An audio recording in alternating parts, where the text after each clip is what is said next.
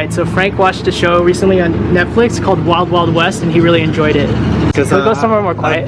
Sorry. I've always been like really into Osho and like the whole controversial like aspect of him, and that documentary gave me a lot of behind the scenes like access to a lot of footage that I never saw before with Osho, like him in jail, but he's still like non-dual state when he was like fucking arrested.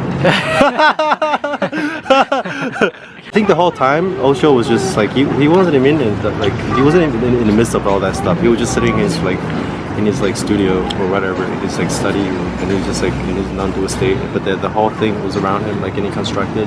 But the main culprit is the female lead. So was Osho just a figurehead? I don't know. Maybe I don't know. But there are scenes where she gets instructions from Osho in a bit. Yeah. But Osho just kind of touches her head, and she would go, and she'd be like, okay, I'm gonna do this, that. It's really fucked up. So I think you were saying that the documentary portrays Osho as a cult leader. But yeah, that's saying... from my perspective, after I watched it, I was it's pretty balanced, because I watched things from pretty non-dual perspective anyway. I don't judge either side. Sure. So I thought they did a pretty good job of portraying both sides. Mm-hmm. But the only thing that's missing is that the filmmakers didn't really get into Osho's teaching.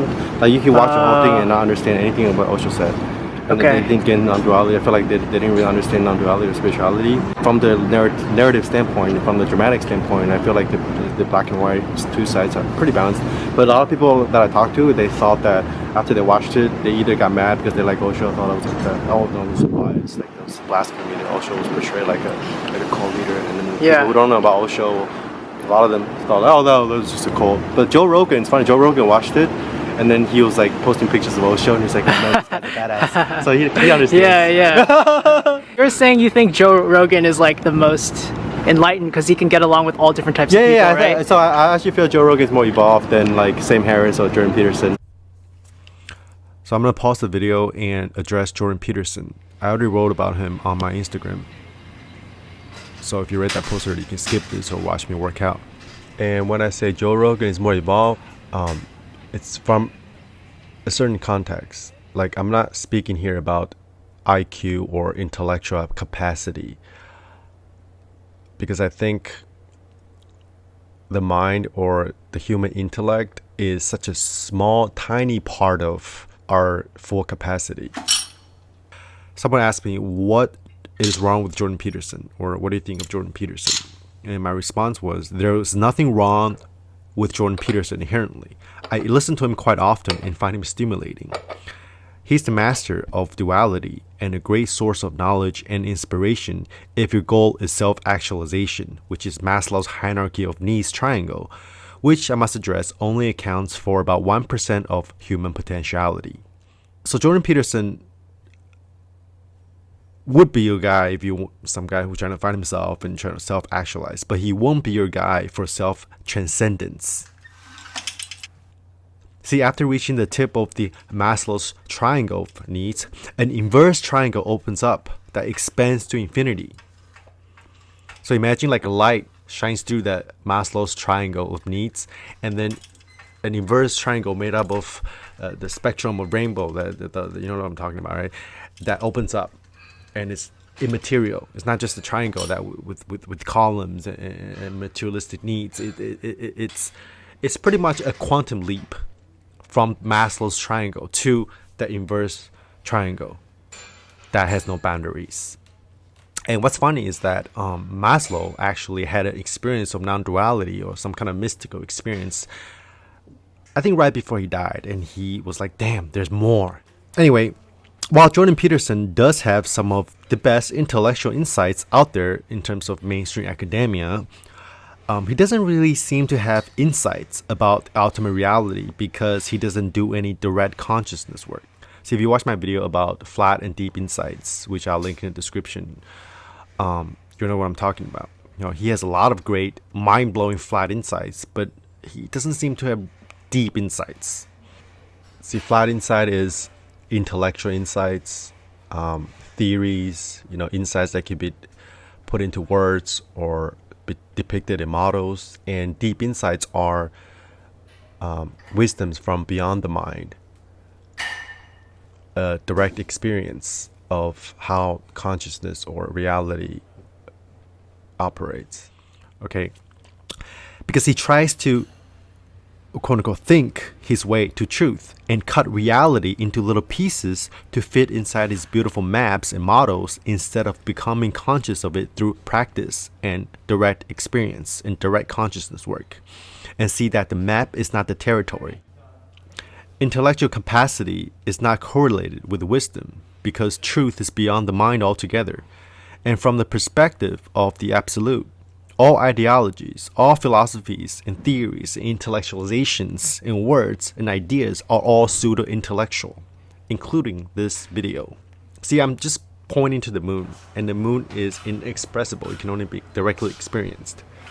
Any words that are used to describe the moon are just fingers pointing to the moon, not the moon itself. Anyway, so Jordan Peterson talks about his religious awakening, but he interpreted it under the dualistic paradigm. But he doesn't realize that God and devil are exactly the same thing, and they are both us in both consciousness. Good and evil, the spiritual and the physical, are inseparable the way that the head and the tail of a coin have no boundaries when you examine it up close, as both sides arise from the same substance. He could be on his way to non-duality and to God, but to go further, he might consider dropping his desire to push agendas and to debate people all the time and his attachment to ideological models, and see that moralities and values are mind-dependent human constructs. Anyone who has had a glimpse of absolute infinity knows where I'm coming from. There is no problem of evil from the ultimate or the absolute perspective, because a God or reality that is infinite and omniscient by its own definition cannot make mistakes, and it inevitably includes every aspect of existence simultaneously, from genocides to nirvana to non-existent itself. And I think similar points could be applied to Sam Harris. He's meditated for years and he seems to have a lot of deep insights, but his insistency on interpreting his experiences from the materialistic programming and the scientific programming, and the desire to push his agendas, to sell books and to win debates, has kept him from reaching the next stage. One indication of being up there at that level is that you don't judge the levels underneath, and you can get along with anybody. And that's why I think like Joe Rogan, you can talk to anybody. You can talk to physicists, you can talk to like Twitter celebrities or like actors like Steve-O, and you talk to anyone. So that's like a sign of like being pretty evolved. It's being flexible and just like change your identity to fit the other person. Being able to hold like contradictions and paradoxes in your mind without like coming to a conclusion or a judgment. So basically, like just being a really good listener. It's like kind of. But I mean, it's deeper than that. That's true. You have to be able to listen, and then you have to be able to like sort of like give feedback from like a non-judgmental perspective, while still hold some kind of position. Because if you don't, that's just you don't have a conversation. True. Be able to have a statement, make statements without being attached to it. Okay. All right. So now I'm gonna try to tie it back into the Wild Wild West. Okay. So, do you recommend it?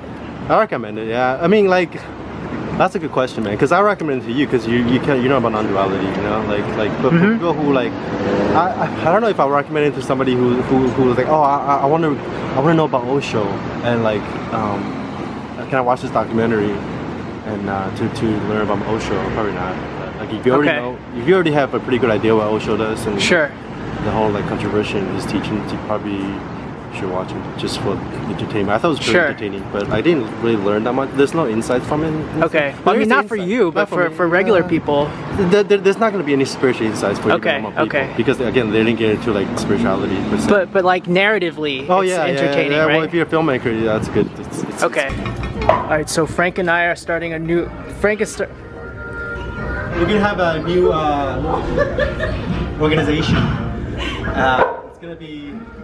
It's gonna be called non-dual aesthetics, and within the non-dual aesthetics, you have 3 different levels. You have beta aesthetics, and you have alpha aesthetics, and you have meta aesthetics. I'm all of it, because I'm all of it. But right now, this exercise is alpha aesthetics. This is alpha, all right? Alpha aesthetics. You're actually putting in some work. Brian will demonstrate the beta aesthetics now. Alright, Brian. Alright. This is beta Right here? aesthetics. This is This is beta aesthetics. this is beta aesthetics. Never go full range of motion. Intensity is always 5 or below. There you go. Relax your face a little bit more, man. Alright, your macros this week? There's no macros. Have some pizza, ice cream if you want. Just eat whatever you want, bro. And watch a couple of hours of TV. I got this body on beta aesthetics. You graduate with a 5 out of 10 aesthetics. Yeah, I mean, beta aesthetics are people who got C's or D's In school. or E's in school.